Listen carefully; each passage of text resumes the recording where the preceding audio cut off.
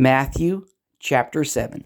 Stop judging so that you will not be judged. Otherwise, you will be judged by the same standards you use to judge others. The standards you use for others will be applied to you. So why do you see the piece of sawdust in another believer's eye and not notice the wooden beam in your own eye? How can you say to another believer, "Let me take the piece of sawdust out of your eye," when you have a beam in your own eye? You hypocrites! First remove the beam from your own eye, then you will see clearly to remove the piece of sawdust from another believer's eye. Don't give what is holy to dogs, or throw your pearls to pigs. Otherwise, they will trample them and tear you to pieces. Ask and you will receive. Search and you will find. Knock and the door will be open for you. Everyone who asks will receive. The one who searches will find. And for the one who knocks, the door will be open. If your child asks for bread, would any of you give him a stone? Or if your child asks for a fish, would you give him a snake? Even though you're evil, you know how to give good gifts to your children. So how much more will your Father in heaven give good things to those who ask him? Always do for other people everything you want them to do for you.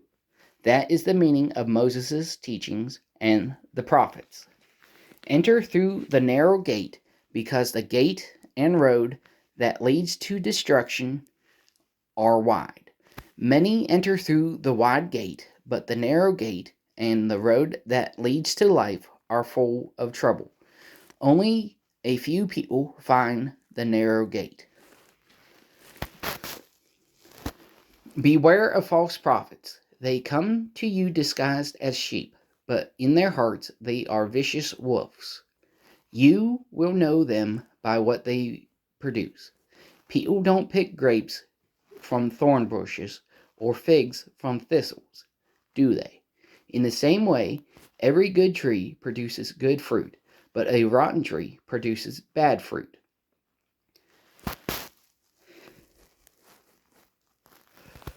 A good tree cannot produce bad fruit. A rotten tree cannot produce good fruit. Any tree that fails to produce good fruit is cut down and thrown into a fire. So you will know them by what they produce.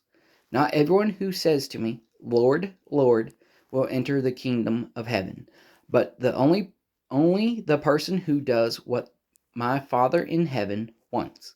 Many will say to me on that day, "Lord, Lord, did we not prophesy in your name? Did we not force out demons and do many miracles by the power and authority of your name?" Then I will tell them publicly, "I never knew you. Get away from me, you evil people." Therefore, everyone who hears what I say and obeys it will be like a wise person who builds a house on a rock. Rain poured and the floods came. The wind blew and beat against that house, but it did not collapse because its foundation was on a rock. Everyone who hears what I say but does not obey it will be like a foolish person who builds a house on sand. Rain poured and the floods came. The wind blew and struck that house. It collapsed, and the result was a total disaster. When Jesus finished this speech, the crowd were amazed at his teaching. Unlike the experts in Moses' teachings, he taught them with authority.